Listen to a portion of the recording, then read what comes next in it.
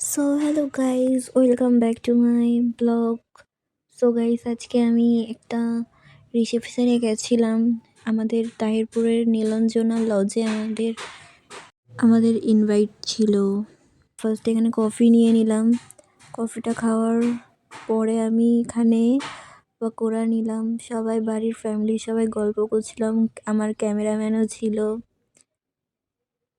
তারপরে আমরা নতুন বৌদিকে দেখলাম। তো বেশি না বকে আমরা খাবার টেবিলে বসে পড়লাম। তো এখানে অনেক কিছুই মেনুতে ছিল। তারপরে আমরা এখানে বসেছিলাম, আমাদের প্লেটে রোজ ওয়াটার দিয়ে ক্লিন করে দিল, এমন টিস্যু পেপার দিয়ে দিল। তারপরে মা বৌদি আমরা সব একসাথে খেতে বসেছিলাম। টিস্যুটা পেতে নিলাম যাতে খাবার না পড়ে। গাইস, শাড়ি পরেছি, যত্নটা করতে হবে, নাই মা বকবে। তো ওয়াটার দিয়ে গেল, স্যালাড দিল, বাটার নান দিল। তার আগে আমাদের ফিশ ফ্রাইও দিয়েছে।